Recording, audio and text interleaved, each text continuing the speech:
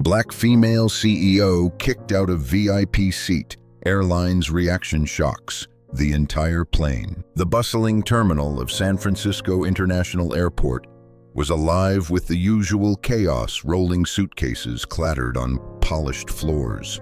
Announcements echoed overhead, and the scent of fresh coffee mingled with hurried footsteps. But amid the sea of travelers, one woman stood out, not just because of her sharp navy blazer or the quiet confidence in her stride, but because she carried a presence that demanded attention. Monica Ellis, CEO of Pacific Sky Airlines, scanned the departure board with a practiced eye.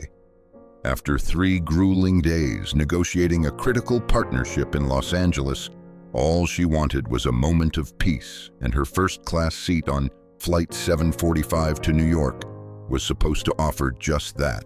She approached the gate counter, clutching her boarding pass with a steady hand. The agent, a young woman with a tight smile, nodded perfunctorily as Monica handed over her ticket. But then, without warning, the agent's expression shifted. A flicker of hesitation, a quick glance downward. "Ma'am, I'm sorry," the agent said, voice clipped but polite. "There's been an issue with your seat assignment. We need to relocate you." Monica blinked, confused. "Excuse me?" The gate area quieted. Passengers nearby turned, curiosity peaked. "I'm afraid your first-class seat has been reassigned to another passenger," the agent repeated, avoiding eye contact. Monica felt her pulse quicken. "Who?" she asked, voice calm but firm. A man in his mid-50s, dressed in a rumpled khaki suit, stepped forward with a smug grin. "That would be me," he said. "I guess the system made a mistake." The air grew heavy with tension. Monica's mind raced. This wasn't just a mix-up. She had seen it before, the subtle dismissal, the unspoken message that despite her title, despite her success, she was still other in the eyes of some. "Sir, this seat was assigned to me months ago," Monica said, maintaining her composure. "I paid for it. I expect to be treated with respect." The man shrugged, his smile widening. "Welcome to first class," he said, settling into the seat with a victorious stretch. Around them, whispers stirred. A few passengers fished out their phones, eyes darting between Monica and the man. Some shook their heads, others exchanged looks of disbelief. Monica's fingers tightened around her phone. She knew what this was, a clear message that in certain circles her skin still outweighed her title. But she was no stranger to fighting uphill battles. She dialed her COO, Daniel Harper. "It's happened again," she said quietly. "They're trying to erase me, but this time I'm not stepping aside." Behind the gate, the engines hummed. The flight was preparing to board, but Monica was preparing for a different kind of journey, a fight not just for a seat, but for dignity. The gate buzzed with a mixture of anticipation and unease as passengers began to line up. Monica stood just off to the side, her gaze locked on the man who had taken her seat. His smug grin felt like a challenge, a silent provocation. But Monica was far from intimidated. She glanced down at her phone. Daniel Harper, her COO and closest confidant, was already on his way to the airport, coordinating with the legal team and PR specialists. They knew this wasn't just about one seat. It was about systemic disrespect, something Monica had faced time and again. The flight attendants moved through the cabin, preparing passengers. One of them approached Monica hesitantly, offering a polite but forced smile. "Ma'am, I'm sorry for the inconvenience. We'll find you another seat," she said softly. Monica shook her head. "No, thank you. I want to keep my seat," she replied firmly. "I've earned it." Her words hung in the air, the weight of her authority unmistakable. But the airline's policy was clear, at least to them. She had to move. Minutes later, the gate supervisor arrived, a middle-aged man with a weary expression. He explained in corporate speak that the system error meant Monica's ticket was no longer valid for that seat. Monica's patience thinned. "System error or not, I am the CEO of Pacific Sky Airlines," she said, voice steady but cutting. "And I expect to be treated with the respect my position demands." The supervisor's eyes flickered for a moment. Was it discomfort or irritation before he simply said, "I'm sorry, ma'am. The seat has been reassigned." Frustration bubbled inside Monica, but she kept her composure. She had always known that the battles she fought were bigger than herself. This moment was just another front in a war she was determined to win. Outside the gate, murmurs rippled through the crowd. Some passengers looked sympathetic, others indifferent. A few secretly recorded the confrontation on their phones. Monica's phone buzzed again. Daniel's voice came through calm but urgent. "Monica, we're mobilizing. I've alerted the legal team and started drafting a statement. Social media is already picking up on this." Monica inhaled deeply. She glanced at the first-class cabin through the large glass windows, the place she had earned where she belonged. And for now, it was occupied by someone who didn't deserve it. But Monica wasn't done yet. This wasn't just a fight for one seat. It was a fight to rewrite the rules. She tapped out a quick message: "Prepare for pushback, but we will not back down." The minutes dragged on as Monica waited, standing firm just beyond the boarding area. She could feel the eyes of the other passengers, some filled with curiosity, others with silent judgment. But Monica wasn't here to win approval. She was here to claim what was hers and to send a message. Her phone buzzed again. Daniel's voice was urgent now. "Monica, the legal team is ready. They've started contacting the airline's corporate offices. This isn't just about one flight anymore, it's escalating fast." Monica's mind raced. She had spent years building Pacific Sky Airlines from the ground up, fighting every barrier, every assumption. Now, as a black woman CEO in a predominantly white male industry, she faced challenges that were far from over. She turned back toward the gate agent who had denied her seat. "I want to speak to the pilot, and I want the airline's CEO on the line." The agent's face tightened. "That's not possible right now, ma'am." Monica's lips pressed into a thin line. "Then call them, now." The agent hesitated, then reached for the phone. Meanwhile, Monica took a deep breath and walked over to the small crowd that had gathered, many recording on their phones. A middle-aged man with an expensive briefcase approached her, stepping between Monica and the gate. "Look, lady," he sneered, "you're holding this up for everyone. Just move." Monica looked him in the eye, unwavering. "I'm not the problem here. The problem is how you think you can push people aside because of who they are." The man scoffed and walked away, but the moment hung heavy. Then the airline's CEO's voice came through the gate agent's phone. "Ms. Ellis, I hear you're causing quite a scene." Monica responded calmly. "I'm here because my seat was taken from me without explanation. I want answers and I want respect." A tense silence followed. "Let me assure you," the CEO said, "we're investigating, but flights must proceed on time." Monica's eyes narrowed. Respect isn't optional. Neither is accountability. Her words sparked a ripple on social media. Tweets, live streams, and posts started flooding the internet, many rallying behind Monica. Inside the cabin, the man in her seat shifted nervously, sensing the tide turning. Back at the terminal, Daniel appeared beside her. "The board is watching this closely," he said. "They want this resolved fast." Monica nodded. "Good, because this is bigger than a flight. It's about changing a culture." The tension at Gate 22 was palpable. Monica Ellis stood with quiet strength as murmurs rippled through the waiting crowd. News crews had arrived, drawn by the growing social media buzz. The airport terminal, once just a place of transit, was now a battleground for respect and justice. Inside the first-class cabin, whispers turned into uncomfortable silence. The man who had taken Monica's seat, a middle-aged businessman with a smug expression, glanced around nervously. His confidence was cracking. Meanwhile, the airline's management scrambled to control the damage. Back at corporate headquarters in San Francisco, Pacific Sky Airlines executives huddled in emergency meetings. Monica's story had ignited a firestorm that threatened to engulf them. At the terminal, Monica's phone vibrated with incoming messages, support from fellow CEOs, civil rights organizations, and even a few airline employees who had quietly admired her leadership from afar. Daniel leaned in, his voice low but determined. The legal team is preparing to file a formal complaint for discrimination and breach of contract. If we do this, it could trigger a full investigation. Monica's jaw tightened. Then let's make sure this isn't just about one seat. It has to be about systemic change. Suddenly, the gate agent returned, face pale. Ms. Ellis, the captain wants to speak with you before we proceed. Monica nodded and followed her to a quiet corner. The captain, a seasoned pilot with decades of experience, looked at her with a mix of respect and concern. Ms. Ellis, he began, I understand the situation. I want you to know that the crew is under immense pressure from management, but I stand with fairness and dignity. If you want to wait, I'll support you.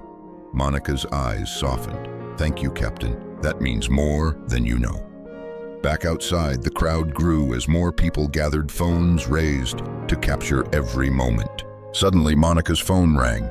It was the CEO of Pacific Sky Airlines. The line crackled, but his voice was clear. Monica, this has gone too far. We're prepared to make some changes. Let's discuss this before it gets out of hand. Monica took a deep breath. This isn't about damage control. It's about respect. I want an official apology and a commitment to overhaul your policies. There was a pause. Consider it done, he finally said. As the announcement was made over the terminal speakers, the crowd erupted in applause. Monica smiled faintly, knowing this was just the beginning. The official apology from Pacific Sky Airlines reverberated across the news cycle and social media, but Monica knew that words were just the beginning. Behind the polished statements and promises, the real challenge was dismantling the entrenched culture that had allowed discrimination to thrive. As Monica left the airport that evening, the weight of the day pressed on her shoulders. Reporters swarmed her, eager for sound bites and reactions. She remained calm, her voice measured and purposeful. This isn't just about me, she said firmly. It's about every person who has ever been overlooked or pushed aside because of who they are. This is about respect, equality, and accountability. Back at Pacific Sky's headquarters, the CEO convened a crisis meeting. The board members were split. Some wanted swift, sweeping reforms. Others feared the cost and the impact on the airline's reputation. The tension was palpable. Meanwhile, Monica's legal team prepared a detailed report documenting not only her own experience, but hundreds of others, employees and passengers alike, who had faced discrimination. The report was shared with federal regulators, civil rights groups, and the media, but pushback came quickly. Some critics called Monica's actions an overreaction or bad for business. Negative comments flooded social media from trolls and detractors, attempting to undermine her credibility.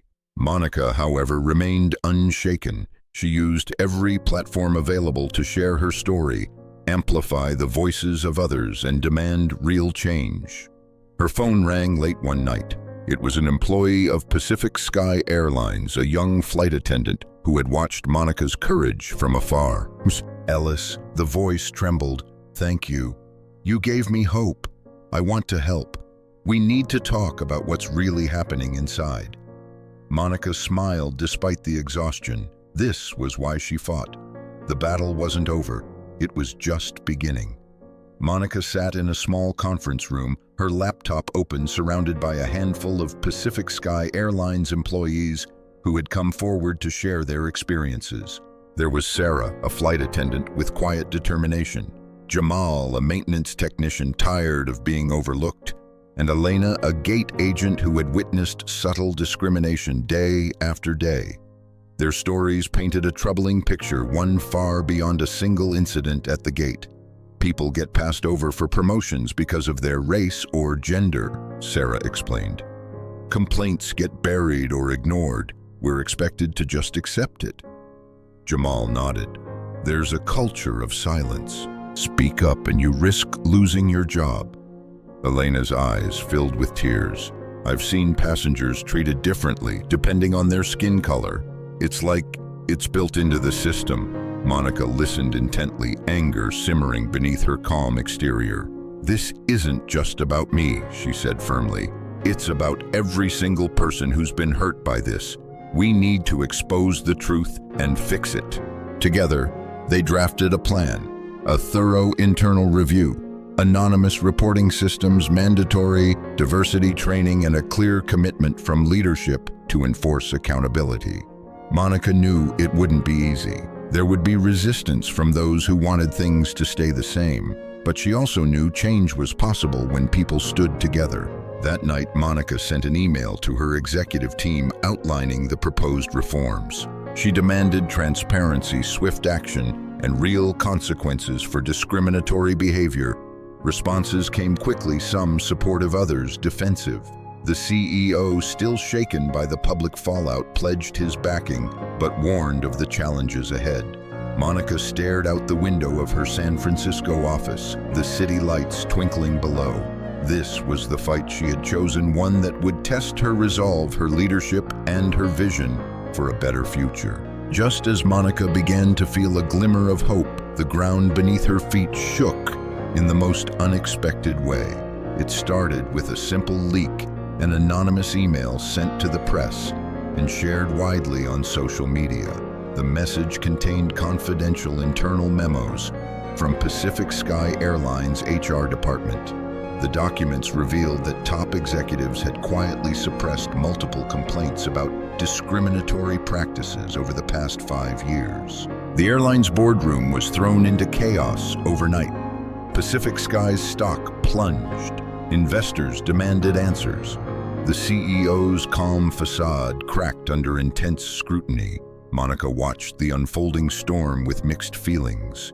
The leak vindicated her fight for transparency, but it also put her directly in the crosshairs of a powerful institution desperate to protect its image. Suddenly, she received a call from an unknown number. The voice on the other end was cold and threatening. "Miss Ellis, you're making powerful enemies. Stop pushing or there will be consequences." Monica's heart raced, but her voice remained steady. "I'm not backing down. People deserve the truth." The next day, rumors swirled that Monica's contract with her own company was under review. Key partners distanced themselves. Her phone lines rang non-stop, some with offers of support, others with veiled warnings. At the same time, several whistleblowers within Pacific Sky who had supported Monica were mysteriously reassigned, suspended, or even fired. Fear rippled through the employees who had dared to speak out. Monica found herself at a crossroads: fight harder and risk everything, or retreat to protect her career. That night, she stood on the balcony of her apartment overlooking the city lights, the weight of the decision heavy on her shoulders. She clenched her fists and whispered, "This isn't just about me anymore. This is about justice." Determined, Monica vowed to expose the truth no matter the cost, because some battles demand courage beyond fear. The threats had escalated, but Monica refused to be silenced. Instead, she turned the pressure into fuel, rallying a growing coalition of employees, activists, and industry insiders ready to stand beside her. In a dimly lit conference room at a local community center in Seattle, Monica convened a clandestine meeting with her closest allies. Among them were Sarah, the courageous flight attendant, Jamal, the maintenance technician, and Elena, the gate agent whose quiet tears had spoken volumes.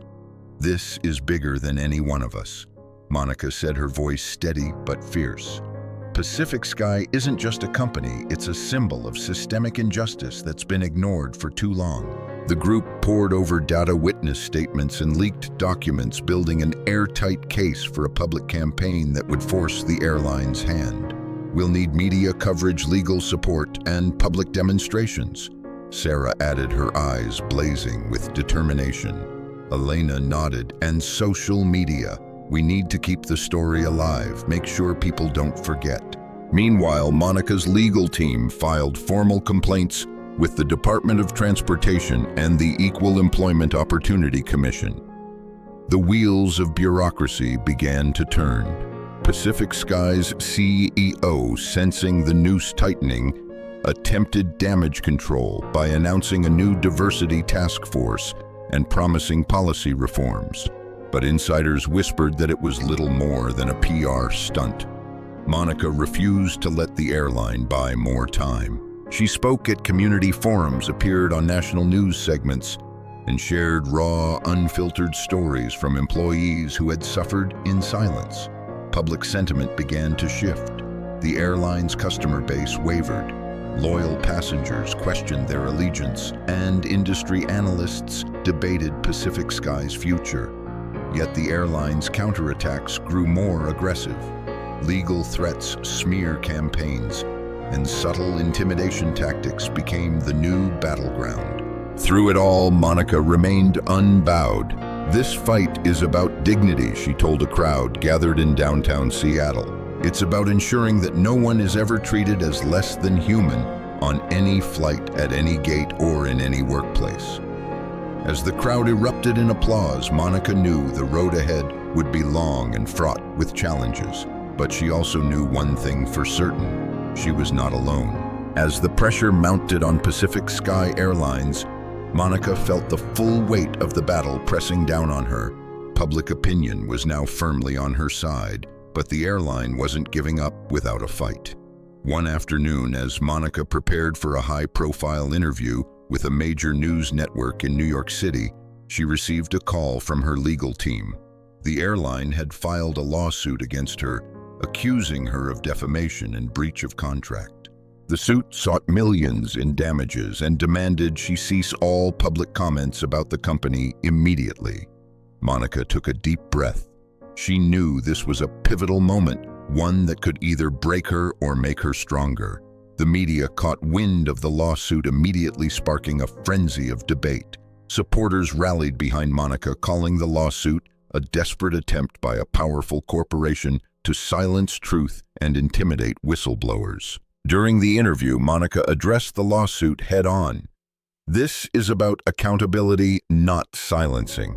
Pacific Sky's attempts to bully me only strengthen my resolve. The truth is on my side." Behind the scenes, Monica's allies mobilized.